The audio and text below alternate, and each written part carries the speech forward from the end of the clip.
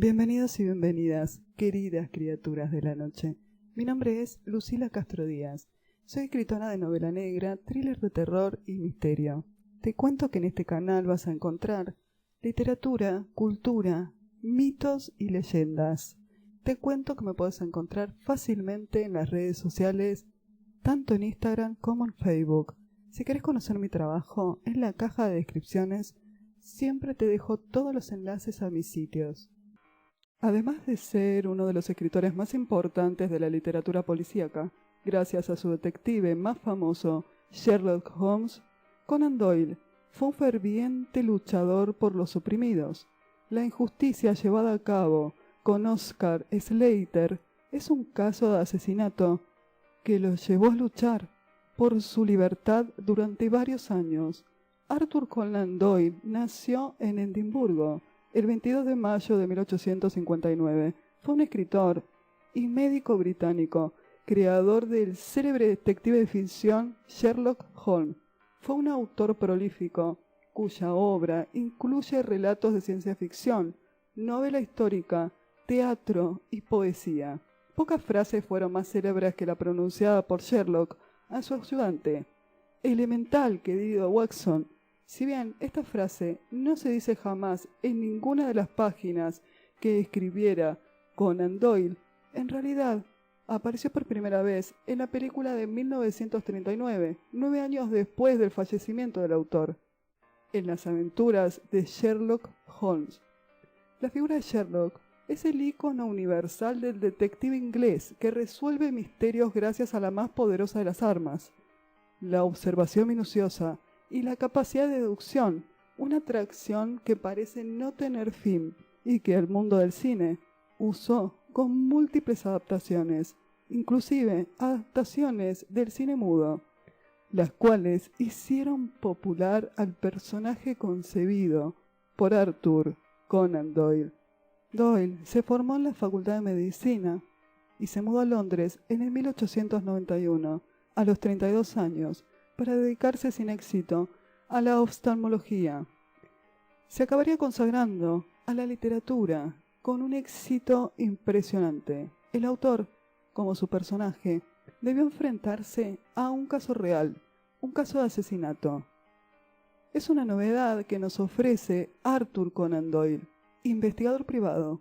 La historia real de un impresionante asesinato británico, una cruzada por la justicia y el escritor policíaco más famoso del mundo, quien tuvo la audacia de ir más allá de la ficción en sus pesquisas detectivescas. De hecho, se retó a hacer justicia en un caso que fue innecesariamente famoso en la Inglaterra de principios del siglo XX.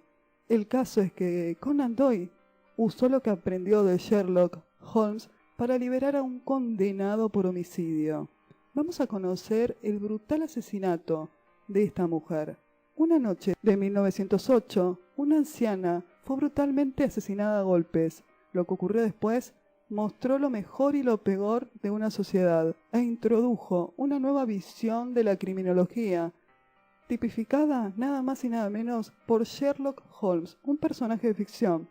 El detective es uno de los más grandes personajes de la ficción y muchos confundían al personaje con su creador, con Conan Doyle, quien aplicó el famoso método de Holmes para resolver casos reales. Uno de ellos fue el extraño caso de Adolf Beck, un agente naviero noruego acusado de una serie de estafas contra mujeres, que pasó 5 años en prisión antes de que se probara de que se trataba de un caso de identidad equivocada, ya que había estado en Perú en el momento de los crímenes. El caso marcó un hito, pero hubo otro caso en el que Conan Doyle se involucró, que tuvo más resonancia: la condena de un alemán a muerte por el homicidio de una anciana escocesa, el asesinato de Marion Gilchrist. Todo comenzó el 21 de diciembre de 1908. Ya pasaron más de 100 años de este caso, cuando Marion Gilchrist, que estaba próxima a cumplir 83 años, rica y soltera, aparece brutalmente asesinada. Vivía en una zona próspera de Glasgow con su mucama, Helen Lembye, de 21 años. Su pasatiempo era coleccionar joyas que guardaba en el armario de su dormitorio. A eso de las 7 de la noche del 21 de diciembre de 1908, Lembye salió a comprar el periódico vespertino, como solía hacerlo. Cerró las 2 cerraduras de la puerta del departamento, así como la puerta del hall de salida. Poco después, Arthur Adams y sus hermanas, que vivían en el departamento de abajo de Marion, escucharon golpes en el techo, pensando que Gilchrist quizás había caído. Adams subió y tocó el timbre. Nadie le abrió, y escuchó más ruidos dentro del departamento de la anciana. Regresó a su casa, pero sus hermanas le insistieron que volviera. Adams llegó de nuevo a la puerta y tocó el timbre una vez más. Justo llegaba al mismo tiempo la mucama, Lembye, y le contó lo que estaba sucediendo, que se escuchaban ruidos dentro del departamento. Ella respondió que seguro se había caído algo en la cocina. Abrió la puerta y se adelantó unos pasos. En ese momento salió de una habitación un hombre muy bien vestido, caminando con calma. Se cruzó con la mucama, que no dijo nada. Así que Adams asumió que era alguien conocido por ellas. Tras revisar la cocina y las habitaciones principales, Lembye dijo que todo estaba en orden, pero cuando Adams le preguntó por la señora Marion, la chica acudió al salón donde la había dejado unos minutos antes y lo llamó. Adams entró. Para su horror, descubrió el cuerpo en el piso. Tenía la cabeza cubierta con una alfombra ensangrentada. Casi todos los huesos de su cara y el cráneo estaban destrozados, y uno de sus ojos estaba hundido en su cerebro. En la habitación de invitados había una caja forzada que tenía documentos, pero de todos los objetos de valor, solo un broche de diamante había desaparecido. A partir de ese momento, se ponen en marcha una serie de incongruencias en las declaraciones, como la del adolescente de 15 años, Mary Warrow-Woman, que aclaró que vio correr a un hombre por la calle del crimen. Pistas falsas que se tomaron como reales, que acercan a un culpable que resulta un tópico en estas investigaciones. Era un hombre pobre, extranjero, que pasaba por ahí. Oscar Slater, de 36 años. Era un judío alemán que se ganaba la vida con el juego. Ya no había más preguntas por hacer, ya estaba el culpable. El público clamó por la detención del culpable de tan despiadado crimen. Y en 5 días se nombró sospechoso. Oscar Slater. Era conveniente, era un extranjero, en momentos en los que el nacionalismo ardía. Y encima era judío, uno de esos nómades con raíces en varios lugares, que inspiraba para las sociedades entonces sentimientos desagradables. En el 1905 se había aprobado una ley de extranjería que señalaba que ciertos comportamientos criminales estaban explícitos en ciertas características raciales. El miedo al otro, al invasor, era una cuestión muy victoriana y estaba en auge. Se relacionaba la delincuencia con la raza. Es más, había teorías que señalaban que la población podía ver ciertos rasgos faciales para delatar a un posible delincuente. El judío alemán vivía cerca de la señora Marion Gilchrist y recientemente había intentado vender un broche de diamantes. El hecho de que pronto se supo que el broche le pertenecía y que no se parecía al broche de la mujer asesinada no fue tomado en cuenta. El broche de Slater, que finalmente empeñó, no se parecía en nada al de Marion, algo que la propia policía sabía y había decidido ignorar. Ya no tenían en la mira, así que averiguaron qué hacía, y hacía poco tiempo que había tomado un barco con destino a Nueva York y viajaba con un nombre falso. Todo indicaba que estaba huyendo. Al parecer habían encontrado al culpable. Al llegar a Nueva York, Slater fue sorprendido por la autoridad y cuando se enteró de lo que ocurría, pidió permiso para regresar a limpiar su nombre. En el juicio se encontraron varias inconsistencias en la acusación, que fueron ocultadas o simplemente descartadas. como el hecho de que había testigos que podían confirmar que Slater estaba en otro lugar en el momento del asesinato, y también el hecho de que el broche que empeñó era diferente. No se necesitaba más que observar los ojos furtivos y la forma de su boca, y particularmente el tamaño de su nariz, para saber si era capaz de hacer algo malo o no. Además, la vida privada de Slater: vivía con una prostituta, y su pésimo inglés fue suficiente para convencer a la policía y al juez de que era exactamente el tipo de hombre que irrumpiría en la casa de una pobre anciana y la mataría a golpes. Fue condenado a muerte el 27 de mayo de 1909. Oscar no tenía conexiones, así que ahí podría haber terminado la historia, de no ser por una sección de la sociedad que inició una campaña contra lo que muchos consideraron que era una injusticia. El abogado de Slater logró reunir 20.000 firmas solicitando la conmutación de la pena de muerte a una vida tras las rejas por motivos de pruebas circunstanciales.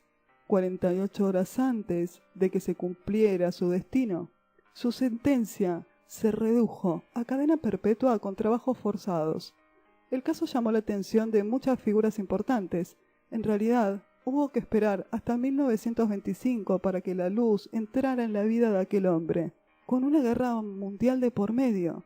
El motivo fue un papel que otro preso, William Gordon, sacó de la misma prisión escondido en su dentadura postiza. En él, Slater pedía que se volviera a investigar su caso y que se pusieran en contacto con Arthur Conan Doyle, que por aquel entonces había dejado un poco atrás su época de ultra-racionalismo y estaba algo más obsesivo con fantasmas y espíritus. Doyle decidió aplicar el método de Sherlock Holmes aprendido de su maestro en la Universidad de Edimburgo, Joseph Bell. Sabía que no sería fácil. La vida de Slater no era para nada intachable.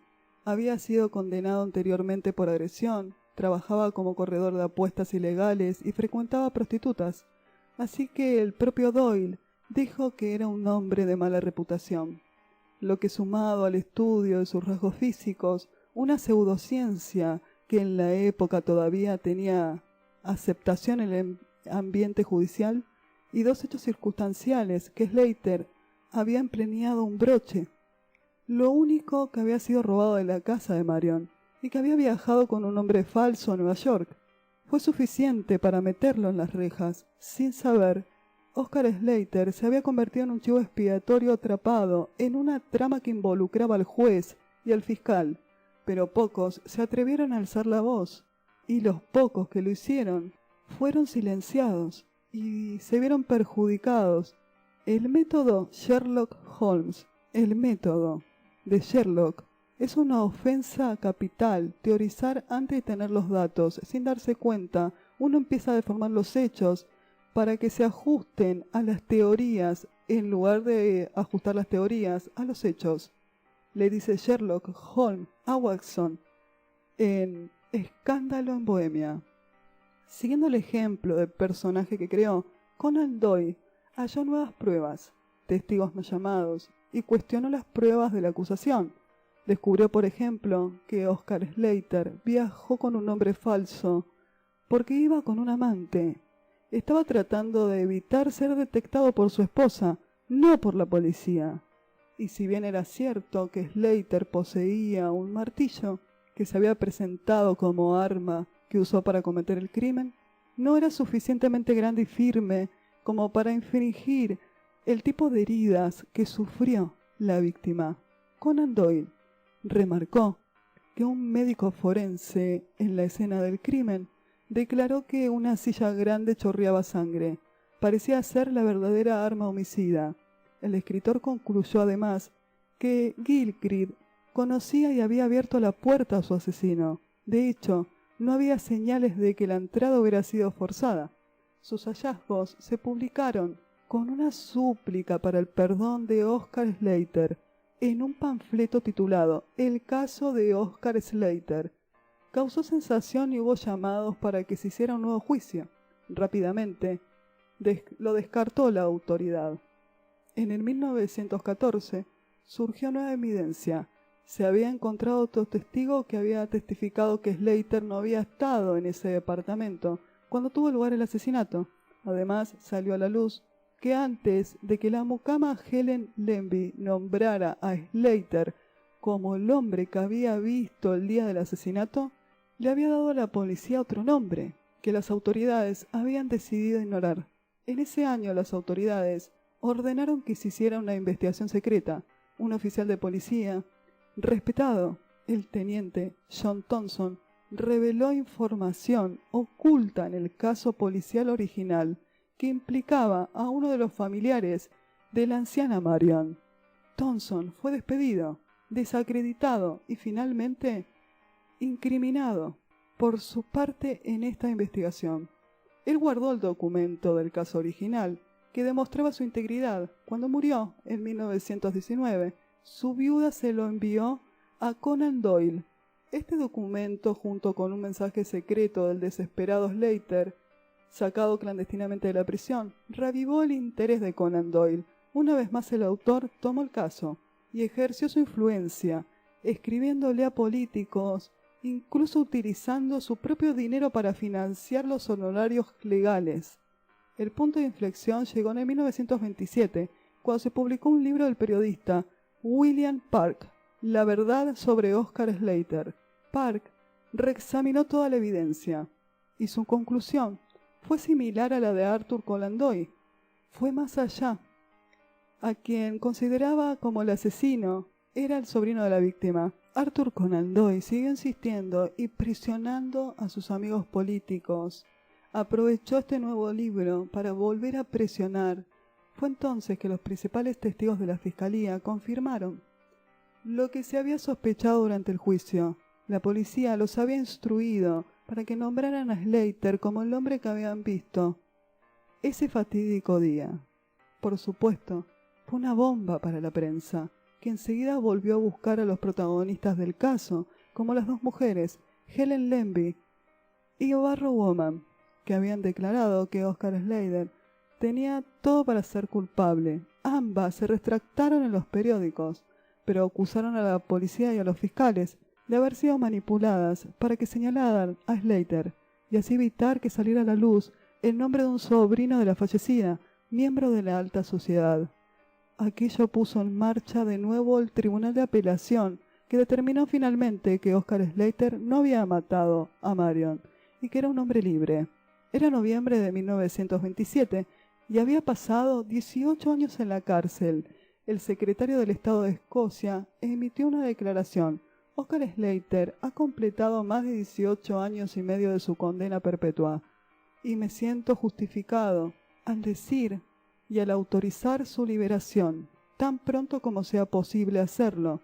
Oscar Slater consiguió $7,000 de recompensa, que sería algo así como $100,000. Conan Doyle estuvo involucrado hasta el final.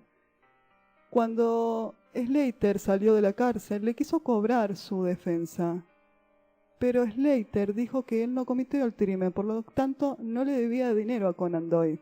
No terminaron en buenos términos, aunque no necesitaba el dinero. En 1936, Slater se casó con Lina Wilhelmina Sharp. Ambos fueron internados brevemente por los alemanes al comienzo de la Segunda Guerra Mundial, pero Slater solicitó la naturalización en 1946. Slater murió a los 76 años en el 1948. En su certificado de función fue descrito como un panadero jubilado. El asesino de Marion Gilchrist nunca fue encontrado, y el broche tampoco. El curioso caso de Oscar Slater sigue generando controversia. Para muchos abogados defensores, constituye uno de los más notables errores judiciales en la historia legal escocesa.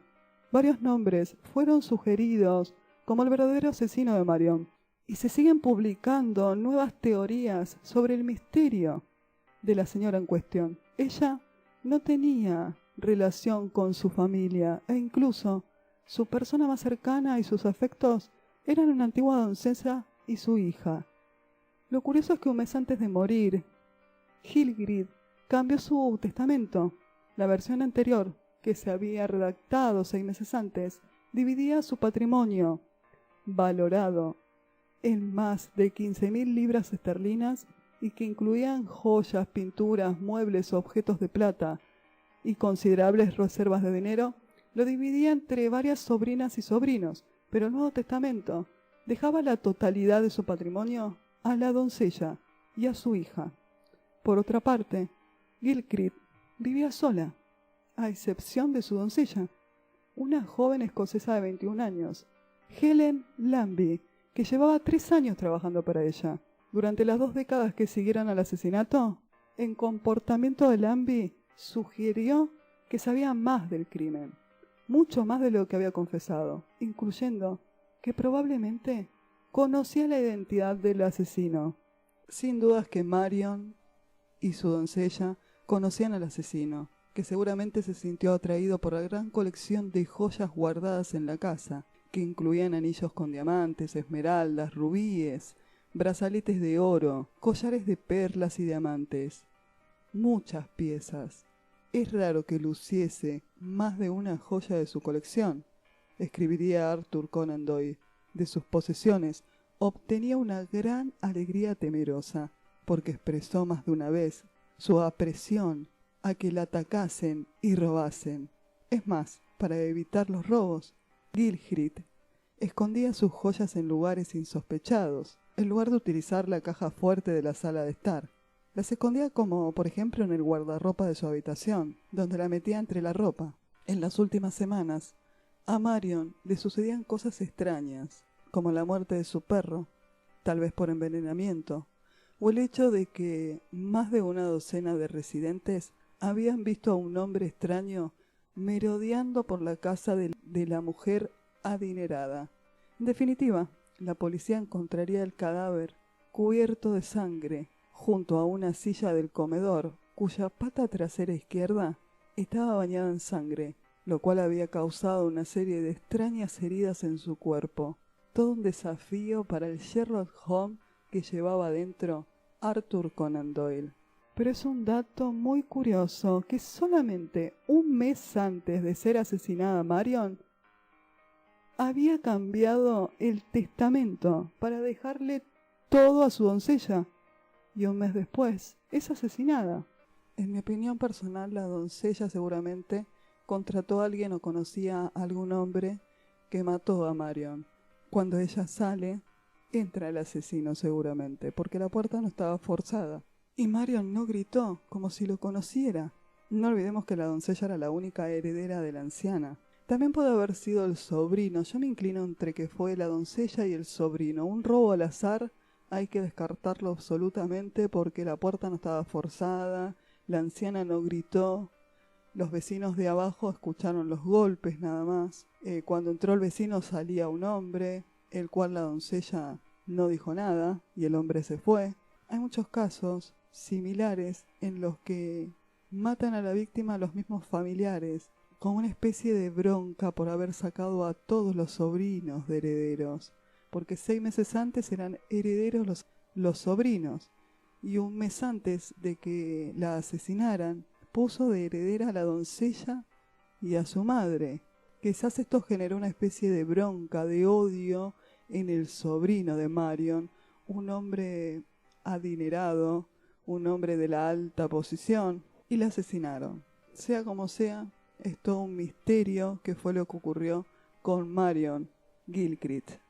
Quienes trabajan en este edificio donde fue asesinada Marion, hoy en día cuentan que una persona que había vivido en el departamento de Marion vio el fantasma de la mujer en la habitación en una ocasión. También cuentan que un empleado de mantenimiento renunció a su trabajo porque dijo que cuando bajaba al sótano sentía una fuerte presencia y que mientras limpiaba los pisos había lugares en los que hacía demasiado frío, un frío extraño, y que solía haber sombras, sobre todo en el piso donde vivía Marion. Hay muchos rumores de gente del edificio que dicen que hay determinados lugares en los que se siente un frío intenso y extraño, en los que se siente una presencia, y en rincones donde deambulan sombras. Este misterio podría haber surgido de las páginas de Sherlock Holmes. Un caso impactante, el asesinato de Marion. Al final la señora nunca tuvo justicia y nunca se supo quién la mató. Es todo un misterio todavía.